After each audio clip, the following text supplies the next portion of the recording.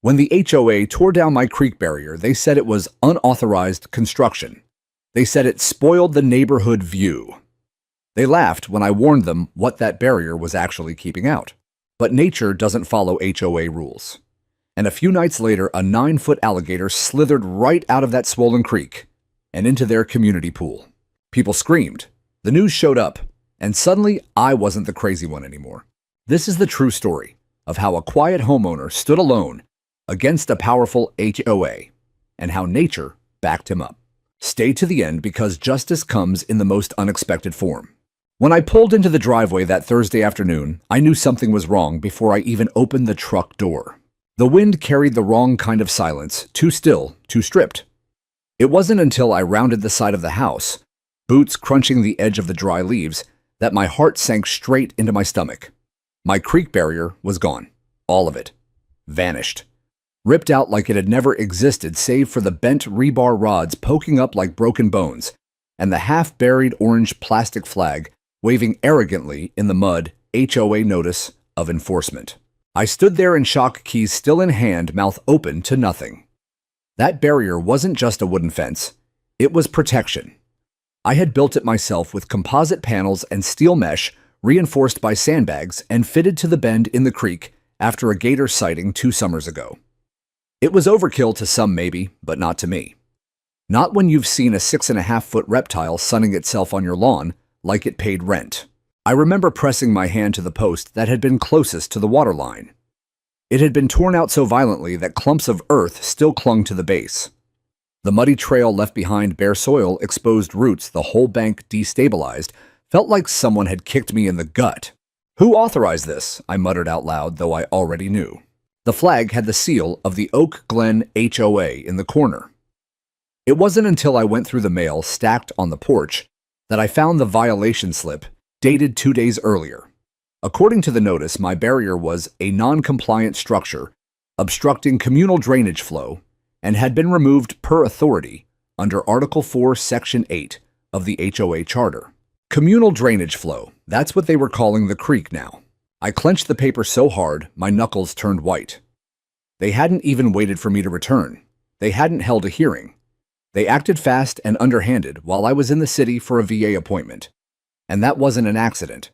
They knew I'd be gone. My neighbor Dale, a retired surveyor who spent most mornings trimming his hedges and pretending not to watch everything, shuffled across the grass toward me. He held a bottle of sweet tea like it was a peace offering. "Hey now," he said cautiously. "Didn't expect you back today." "They tore it out, Dale." He nodded. "Saw the trucks. Came by yesterday morning. Whole crew. Didn't say much. Karen was with them." Of course she was. Karen Whitmore, HOA president, high priestess of property aesthetics, and the woman who once fined me for having excessively reflective solar panels on my shed. She'd been after me about that barrier since the day I put it in. I told her it was there for safety, I said. For the damn gators. She said it was ruining the view, Dale mumbled. Said the creek was HOA-managed land. I didn't argue. She's going to regret this, I said, not in a vengeful way. In a factual, cold military way, like a weather forecast. Because some things in this world aren't up for debate. Water flows where it wants. Nature remembers what we forget. And Karen had just invited it in. I spent the rest of that afternoon knee-deep in the mud, taking photos of the destruction with my phone. Every broken post, every disturbed plant, every sign of tampering. I measured where the barrier had been. I documented the slope. I recorded the bank erosion now that the support was gone. It wasn't just about the fence anymore. It was about liability.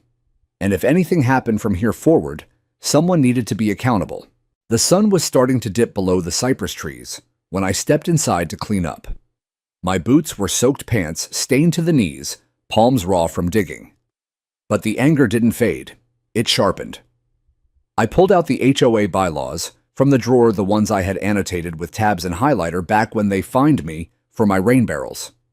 Section 8 said nothing about removing structures on private property without due process. In fact, there were at least 3 clear procedural violations in how they handled this. But more importantly, far more importantly, there was something they hadn't thought about at all. The last time a gator had shown up here, it had come in the spring after a week of rain, just like the one forecasted for this weekend. And this time the barrier was gone. That night I sat on the porch with Scout, my chocolate lab, lying at my feet. He stared out toward the darkened creek ears, twitching. "You remember him, don't you, boy?" I whispered, running a hand over his back. "You remember what he looked like, what he did?" Scout didn't respond, but his tail gave a slow, uneasy thump. They thought they'd fixed a problem. They'd just invited one in. The next morning, I didn't waste a minute. By 7:15 a.m., I was standing in front of the HOA office, a converted 3-room bungalow with blue shutters and a white sign that read Oak Glen Community Administrative House. I knocked once, then pushed the door open.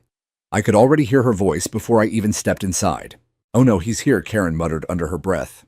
She was sipping some overpriced iced coffee, dressed in her usual pastel cardigan and tennis visor, even though the sky was the color of wet cement.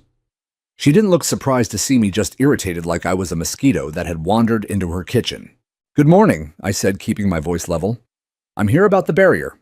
Karen didn't offer a seat. She never did. "We issued notice," she said curtly. "You were in violation. You were warned several times." I was never given a formal hearing. And I was out of town for a medical appointment. You knew that. "I don't track your calendar, Mr. Callahan," she replied with that tight little smile she used when she thought she'd won. Her tone made me want to grind my teeth, but I reached into my folder and slid out the first printout, a still from my security camera, time-stamped July 12th, 2 years earlier. A long, unmistakable shadow crawling across my back fence. Even in grayscale, you could see the snout, the armored plates, the tail thick as a man's thigh. This was a 6.5-foot American alligator, I said. Scout went berserk. I caught the tail end of it sliding back into the creek. Karen glanced at the photo and shrugged. That could be a large lizard. I almost laughed. You ever seen a large lizard with a bite radius that can take a man's leg off at the hip? I don't appreciate your tone. And I don't appreciate you removing the one thing that kept a potentially lethal animal from crossing into our neighborhood. We have no record of gator activity in our files. Because you deleted my reports, I said, sliding over 6 more pages, printed emails with date stamps, subject lines, screaming alligator sighting, urgent. Here are the messages I sent the board. Not one reply. She waved a manicured hand like I was a gnat. "This isn't a wildlife sanctuary, Mr. Callahan. It's a suburban community. The barrier was obstructing water flow. That's our jurisdiction. Your jurisdiction ends at the edge of my property line," I snapped. "You trespassed on private land, destroyed private property, and did it without legal process. That's not jurisdiction. That's vandalism. And I've already filed a report with the county." Karen blinked just once, but her smirk snapped back into place.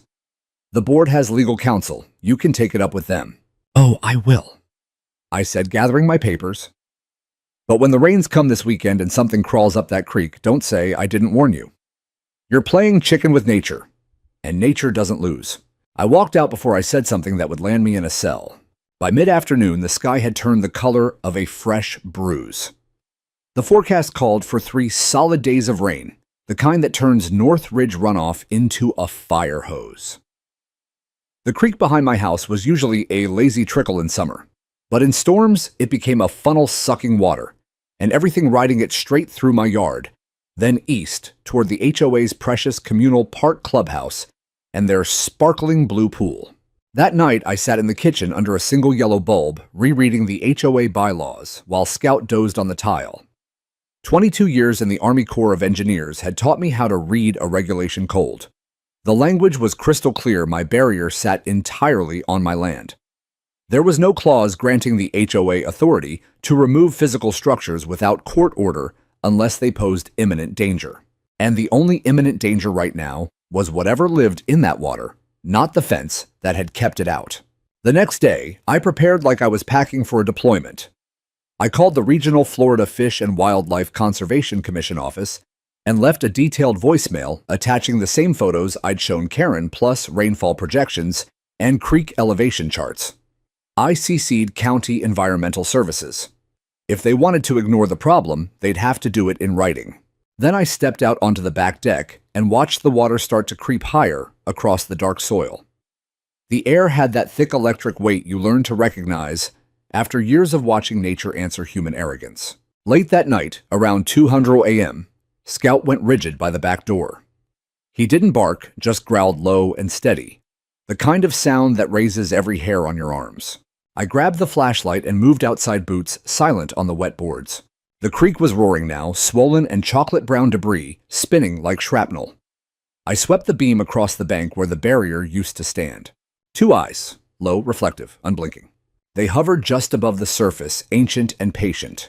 Then, with one slow push of a tail, I couldn't yet see the eyes submerged and vanished downstream. Toward the park. Toward the pool. I stood in the downpour, soaked to the bone, a cold that had nothing to do with the rain sliding down my spine. I had warned them, and the alligator had heard. By the next morning, the rain hadn't let up once. It came down in thick, relentless sheets, turning every gutter into a waterfall, and every manicured lawn into a shallow lake. I could hear the creek before I even opened the back door, a steady, angry roar that told me the water had already climbed 2 feet overnight and was still rising. I'd barely finished my first mug of coffee when the email hit subject line, screaming in all caps, "Violation of Architectural Guidelines. Formal Notice." From Kevin Porter, the HOA's compliance officer, who never showed his face, only his keyboard. The message accused me of unauthorized construction of a visual barrier within the designated scenic easement zone and threatened daily fines if I tried to rebuild. They'd even attached a drone photo of my backyard red box drawn around the exact spot where my old barrier used to stand, as if the crime was the memory of it. I stared at the screen and actually laughed one short, dry bark. They weren't just doubling down.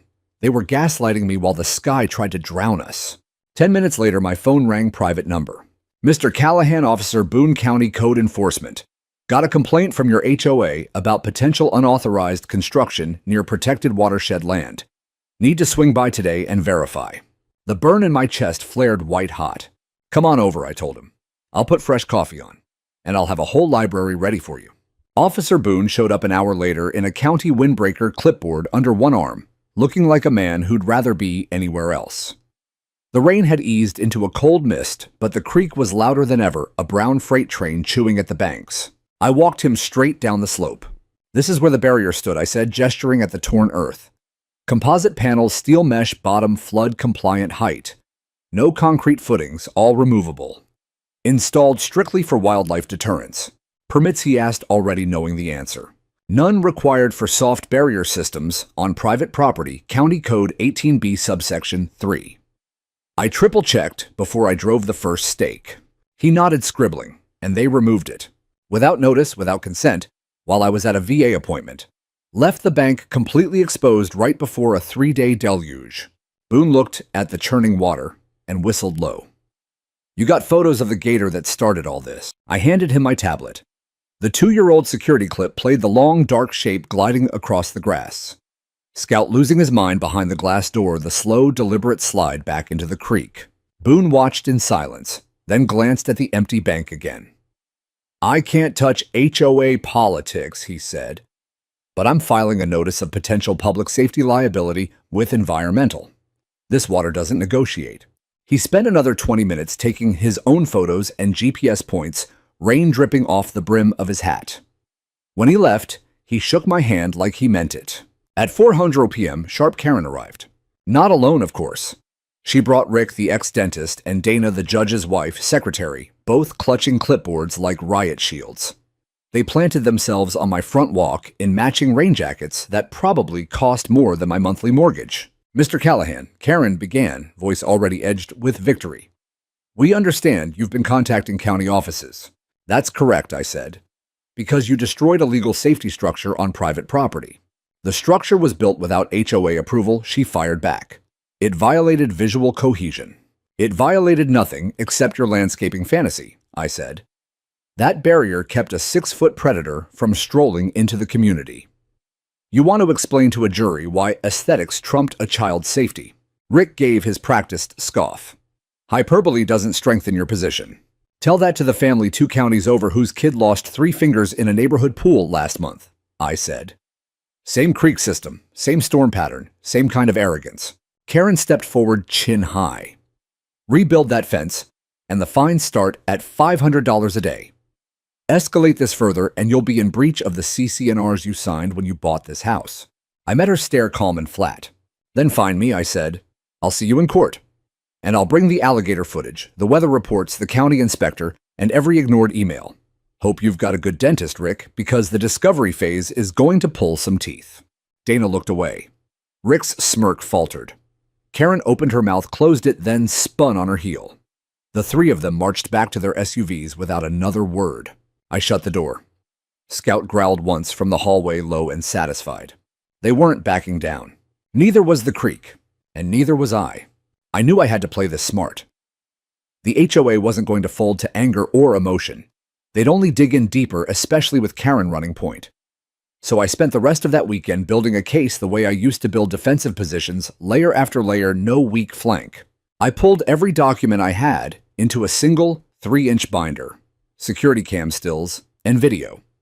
Time-stamped emails the board had ignored, county floodplain maps, creek elevation surveys, printed excerpts from the Florida Fish and Wildlife statutes on protected migratory corridors, even the HOA's own bylaws, with the relevant sections highlighted in 3 different colors.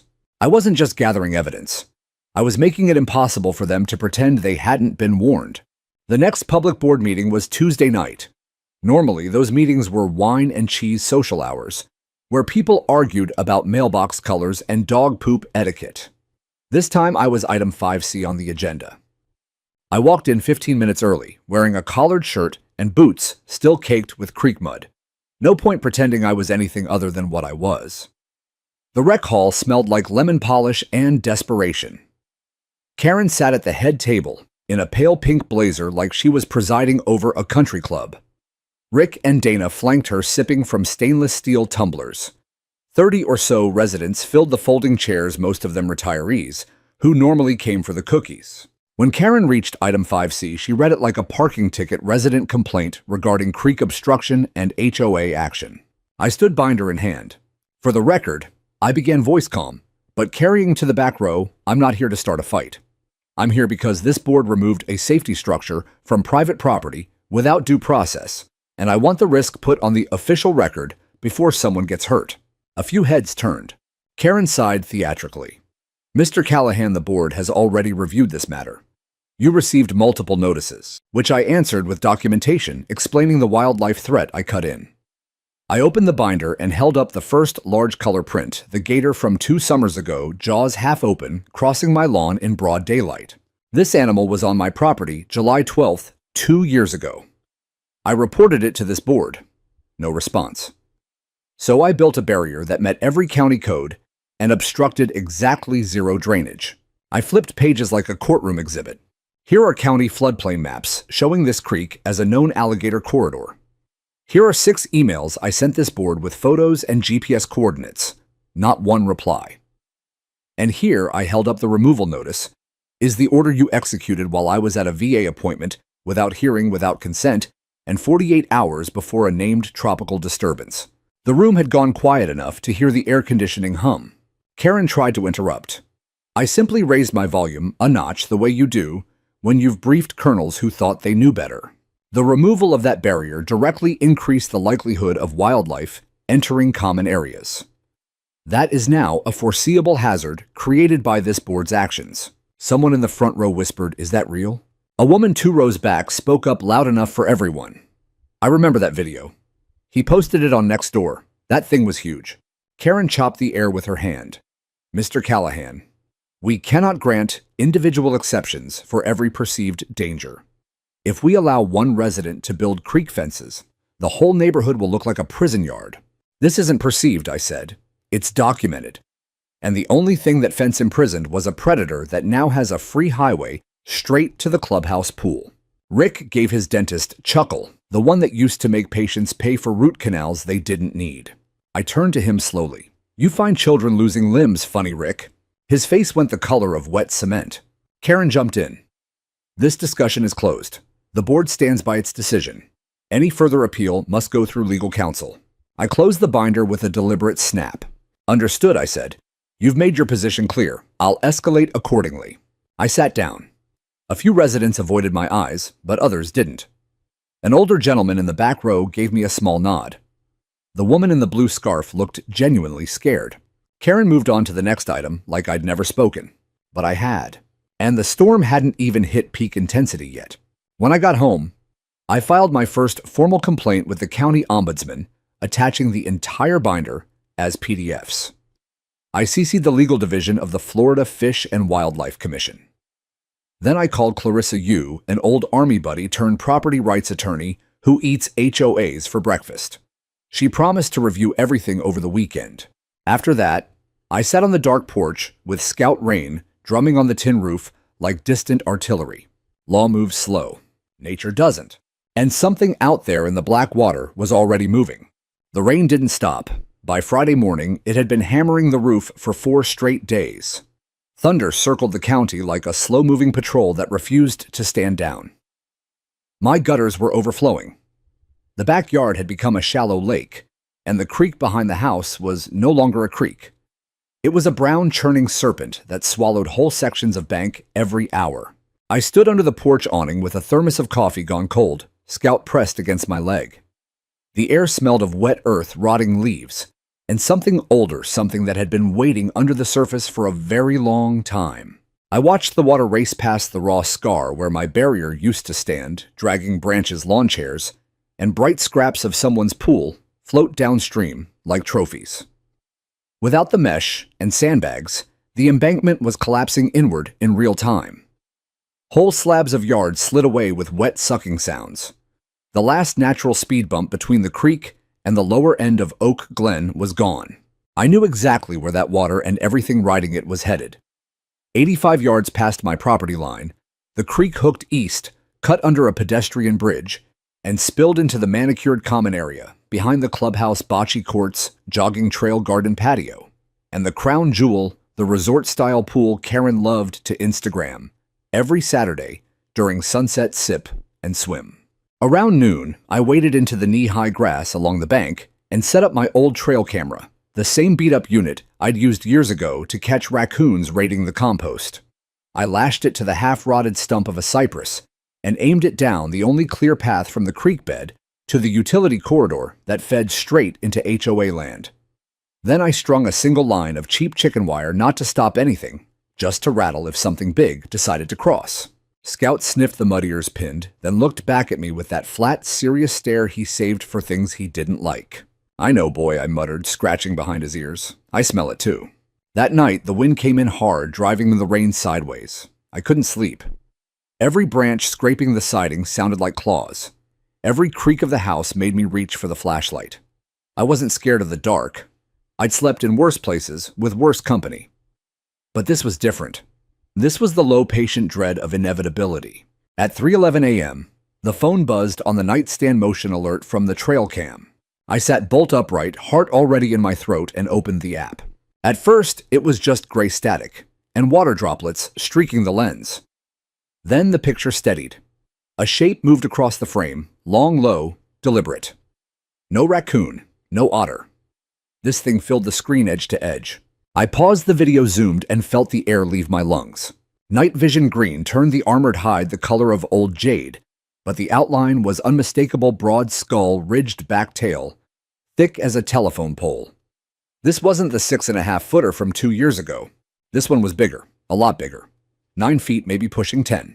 I watched it flow out of the creek like black oil, pause on the bank as if tasting the air, then continue up the exact path the water had carved, straight toward the HOA's manicured paradise. I sat in the dark a long time, rain hammering the window like incoming fire. This wasn't a warning anymore. This was delivery. Saturday morning, I was back in the mud before sunrise, confirming what the camera had already told me. The prints were deep-splayed, unmistakable claw marks, dragging through the softened earth in long, lazy arcs. I took fresh stills, new video geotagged, everything, and fired it off to the FWC duty officer, to Clarissa, to the county ombudsman, and to every official inbox I had. Then I waited. The rain slowed to a steady hiss, but the tension did not. Scout paced the house, huffing at the back door every few minutes. The creek still roared, but now it sounded satisfied, like a job finished. At 6:42 p.m., the siren started. Not the far-off kind that belonged to someone else's problem. These were close, 2 blocks, maybe less.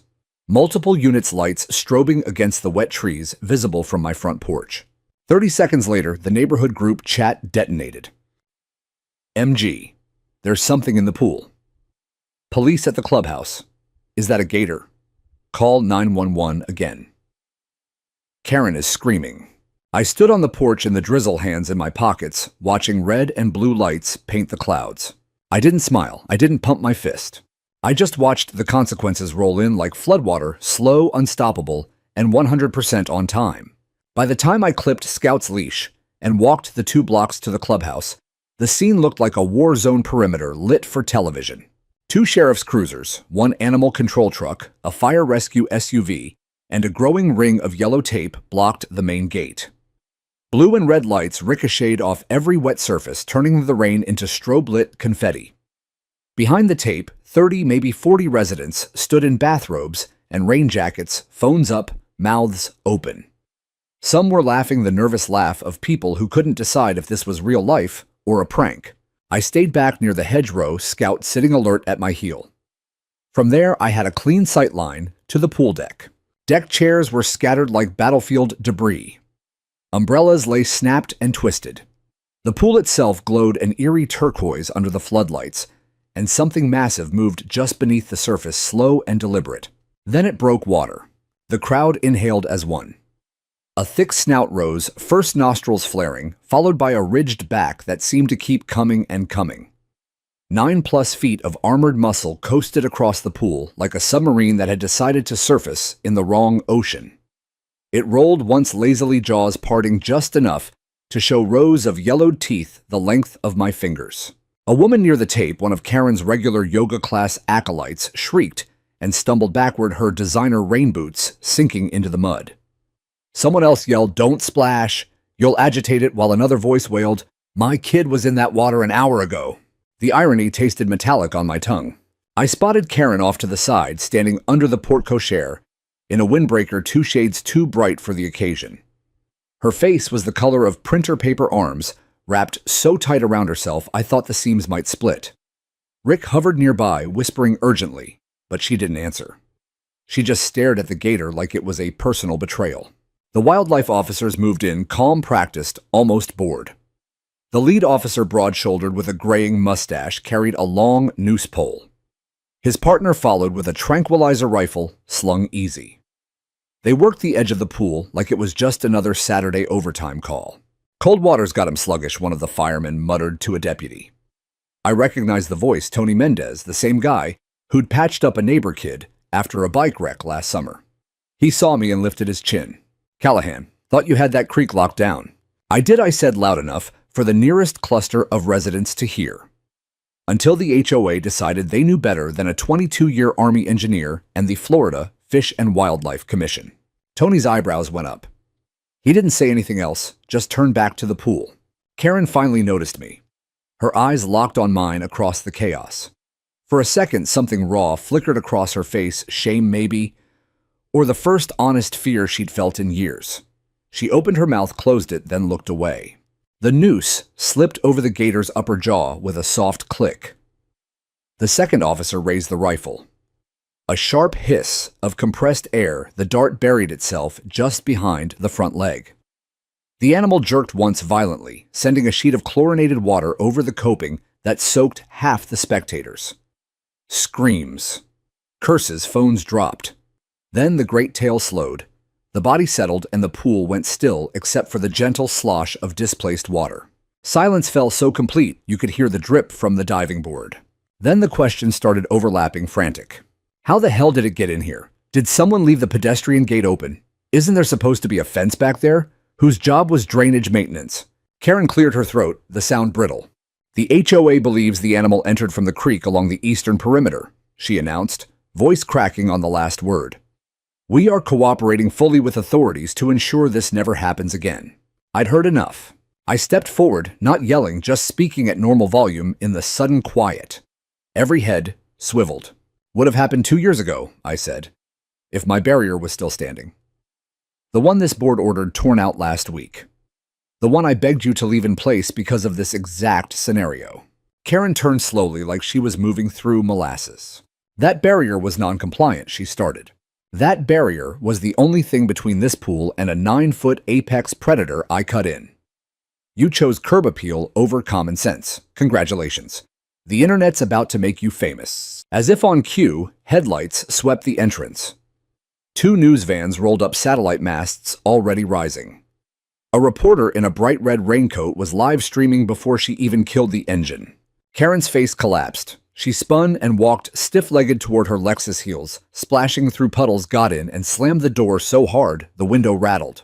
The wildlife team wrestled the now limp Gator onto a fiberglass stretcher, strapped it down like a missile, and loaded it into the truck.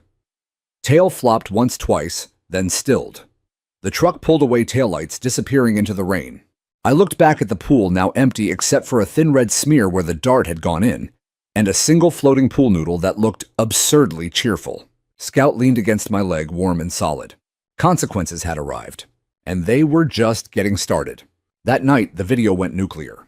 It started with some teenager's shaky vertical phone clip, the Gator surfacing like a dinosaur in a kiddie pool, the crowd screaming. Karen's muffled shriek as she disappeared behind a hedge, high heels sinking into the mud.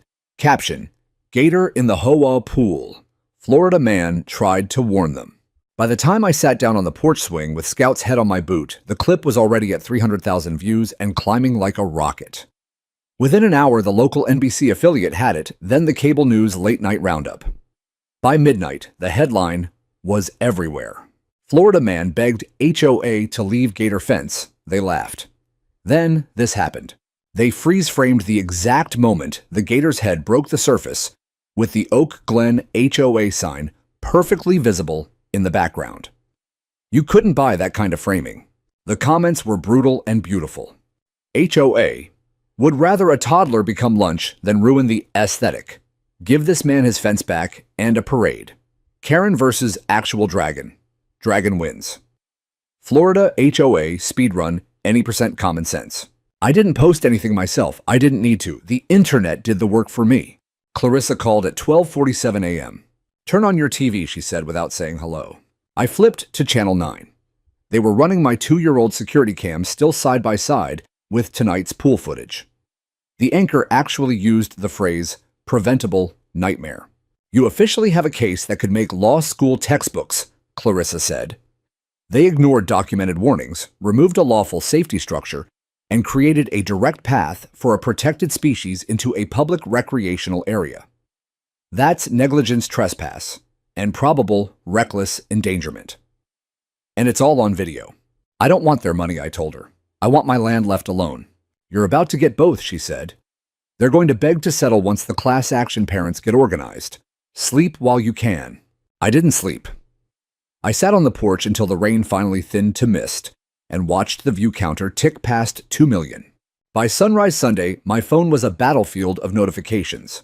Reporters, podcasts, even a producer from some true crime streaming service. I ignored them all and walked the creek instead. The water had dropped a foot overnight, revealing fresh gouges in the bank and one perfect set of tail drag marks heading east straight toward the clubhouse exactly as predicted. I took new photos, new measurements, and emailed the entire package to every agency I had on file. Then I made a second pot of coffee and waited for the next shoe to drop. It dropped Monday morning. First came the emergency closed-door HOA board meeting. Word leaked out before lunch, Karen screaming about false narratives, and online lynch mobs, Rick threatening to sue half the internet, Dana crying in the bathroom. By noon, a petition was circulating titled, Demand Full Accountability and Immediate Resignation of Current HOA Board. It hit 60% of households before dinner. At 2:13 p.m., a white FWC pickup rolled slowly down my street, hazard lights blinking. 2 officers got out, both in khaki, both carrying clipboards. The taller one, a woman with salt and pepper hair pulled tight, introduced herself as Officer Reina del Toro. Mr. Callahan, mind if we walk your creek? Your reports just became the top priority in the district. I grabbed my boots. Been waiting for you. We spent the next 2 hours tracing the exact route the Gator had taken. Reina crouched at the eroded bank, ran her fingers through the claw marks, and shook her head more than once. This corridor is textbook migratory habitat, she said.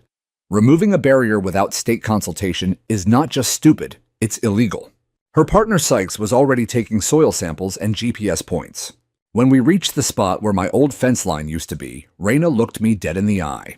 In your professional opinion, did the HOA knowingly eliminate a safety structure despite multiple documented warnings of alligator presence. Yes, ma'am, I said, they did. She closed her notebook with a soft snap that sounded final. Then they're about to have a very expensive conversation with the state of Florida. Before they left, Raina handed me a card. You did everything right, she said. Most people don't. Thank you. I watched the truck disappear around the bend, then looked down at Scout sitting proud beside me like he'd just finished a successful patrol. Phase 1 was over. Phase 2 was just beginning. Tuesday afternoon, the certified letter arrived, thick, official, impossible to ignore. I opened it on the porch while Scout sniffed the envelope like it smelled of bad news. He was right. Inside was a single sheet on Florida Fish and Wildlife Conservation Commission letterhead. Official violation notice, Oak Glen Homeowners Association violation. Unauthorized alteration of protected migratory corridor FL 223A. Additional charges, creation of attractive nuisance resulting in public safety hazard. Penalty assessed $27,400. Mandatory corrective actions. Immediate cessation of all enforcement actions against private wildlife deterrent structures. Mandatory consultation with FWC prior to any future creek-adjacent modifications. There was a second page, a map of the creek with a bold red line drawn from my back property line, straight to the clubhouse pool arrow, labeled Documented Alligator Transit Route, 48 hours prior to incident. I folded the letter, once slid it into my shirt pocket, and walked across the street to Dale's mailbox. By the time I got back, the PDF was already circulating. Someone had scanned it and posted it to the neighborhood Facebook group with the caption, Merry Christmas, Karen. Within an hour, laminated copies were taped to every community bulletin board, the clubhouse door, and the windshield of Karen's Lexus. The reckoning had an exact price tag now, and it was glorious. Wednesday morning, the FWC field team returned this time, with a drone and a biologist in chest waders. They walked the entire corridor again this time, with half the neighborhood trailing behind like a funeral procession for the HOA's reputation. Reina del Toro stopped at my gate on the way out. State just redesignated this stretch a regulated wildlife corridor, she said, handing me a fresh document. Effective immediately, any alteration within 100 feet of the bank requires joint county FWC approval. Your new barrier, whenever you build it, will sail through permitting. Theirs won't. I took the paper. It was still warm from the printer. Thank you, I said. No, she replied. Thank you. Cases like this make the rest of our job possible. That night, the clubhouse was packed for the open board meeting, standing room only. People spilled into the lobby holding homemade signs. Safety, swimming pool aesthetics, and shoulda listened to Callahan. I stood near the back with Scout lying across my boots like a brown-furred tripwire. Karen looked 10 years older. Makeup couldn't hide the shadows under her eyes, and the pink blazer had been replaced by a plain gray sweater that made her look smaller somehow. Rick stared at the table like it might bite him. Dana clutched a box of tissues. The first resident to the microphone read the entire FWC violation aloud, word for word, including the dollar amount. When she finished, the room erupted. Not cheers, just raw, exhausted anger. Another parent stood up. My daughter was in that pool an hour before the gator arrived. 1 hour. Explain to me why my child's life was worth less than your precious visual cohesion. Karen opened her mouth. Nothing came out. A third resident, Lisa, from Sycamore Lane, voice shaking, we pay dues for safety, not for a board that gambles with our kids. The interim moderator, a retired judge who'd been dragged out of retirement for this mess, tried to restore order. It didn't work. Finally, Karen stood. The room quieted out of sheer shock. She gripped the microphone with both hands, like it was the only thing holding her upright. I thought I was protecting property values, she said, voice cracking on every syllable. I thought I was protecting the look of our community. I was wrong. I didn't listen. I should have. Someone could have been hurt or worse because of my decision. She paused, swallowed hard. I am stepping down as president effective tonight. I'm sorry. The apology hung in the air like gun smoke. Rick lasted another 30 seconds before he muttered his own resignation. Dana tried a tearful speech about good intentions, but the room had already moved on. The next day, the HOA blasted an email to every resident. All fines related to creekside safety structures rescinded. All enforcement actions against Mr. Callahan terminated. New Community Safety Committee to be formed in partnership with FWC and County Environmental Services. Mr. Callahan's barrier recognized as compliant and necessary. They never used the word apology, but it was there between every line. Karen's house went on the market 2 days later. No for sale sign in the yard, just a quiet MLS listing and a moving truck that showed up at dawn. I didn't watch them load it. I was too busy ordering new composite panels, twice as strong, state-approved, before the ink was dry. 2 weeks after the dust had finally settled, I rolled up my sleeves and went back to work on the creek bank. Not in the dark, not in secret, not with one eye over my shoulder for a clipboard patrol. This time the sun was out, the permits were laminated on my porch table, and half the neighborhood stopped by just to watch. The new barrier was a different animal altogether. 8-foot reinforced composite panels rated for Category 3 flood flow, lower mesh, lined with riprap stone, to kill current speed, and a row of steel footings set 3 feet deep into the bank, inspected and signed off by both county and FWC before the concrete had even cured. It wasn't pretty. It was beautiful. Dale showed up with his post-hole auger and a thermos of sweet tea. Eddie, the kid from down the block, whose dad had just been elected interim board treasurer, brought his cousin and a wheelbarrow. Even Tony Mendez, the fireman who'd been at the pool that night, swung by on his day off with a level and a six-pack he never opened. Scout supervised from the shade of the cypress stump tail thumping every time someone told me, "Good to see this going back up, man." It took 4 full days. On the 5th morning, I stood at the finish line and looked downstream. The creek ran clear again, lower and calmer, sliding past the new wall, like it had finally accepted the truce. Grass was already knitting the disturbed soil back together. The herons were back fishing the shallows without a care. Beyond the bend, the clubhouse sat quiet. The pool had been drained for structural evaluation, the Saturday socials canceled indefinitely, and the old board's Instagram page had gone dark. The new interim board, mostly parents who'd learned what fear smells like, had bigger things to worry about than mailbox colors. I didn't need revenge. I had something stronger, a boundary that no one would ever touch again. A week later, they asked me to speak at the first meeting of the new Community Safety Committee. The rec hall was packed again, but the energy was different. No clipboards, no sneers. Just neighbors who finally understood that rules only work when they serve the people they're supposed to protect. I stood at the same podium where Karen had once tried to shut me down. I didn't build that first barrier to prove a point, I told them. I built it because I've seen what happens when warning signs get ignored. In the field, we had a saying, nature always gets the last vote. You can debate it, vote on it, fine it to death, but the water, the animals, the land, they don't read your covenants. They just move. The only question is whether we get out of the way or get run over. I paused and looked around the room. Tonight, we choose to get out of the way, together. There were no arguments, no interruptions, just nods, real ones, the kind that come from the gut. Afterward, Lisa from Sycamore Lane stopped me in the parking lot. "Thank you," she said simply, eyes shining. "My kids swim again because of you." I didn't know what to say to that, so I just nodded and got into my truck.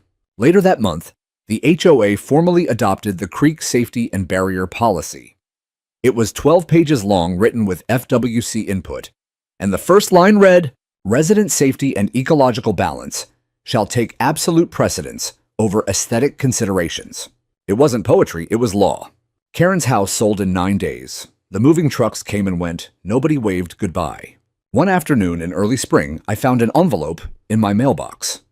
No return address, just my name in careful, slanted handwriting.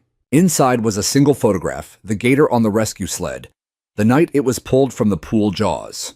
Taped eyes, half-lidded from the tranquilizer. On the white border beneath it, written in blue ink, "You were right, K." I stood there, a long time, rain-soft wind moving the oaks overhead. I didn't frame it. I didn't tear it up. I folded it once and slipped it into the back of the permit binder behind the state seals and the inspection stickers and the map with the red arrow that proved I'd never been crazy. Some apologies come loud, some come quiet. This one was barely a whisper, but it was enough. Scout left us 3 months later. It was quiet the way old soldiers prefer. One cool October evening, he lay down beside the cypress stump where he used to stand watch, rested his graying muzzle on his paws, and simply didn't get up again. I carried him myself to the spot just off the trail, dug the hole deep enough that nothing would ever disturb him, and set a single flat river stone on top. With a cold chisel and a steady hand, I carved one line. He listened when no one else did. Now when I walk the creek at dusk, the new barrier stands solid and straight, catching the last light like a quiet monument. The water slides past it without argument. Sometimes a young gator cruises the far bank, eyes glowing in my flashlight beam, but it always turns back at the mesh line. The message is understood. The neighborhood changed in ways the old board never imagined.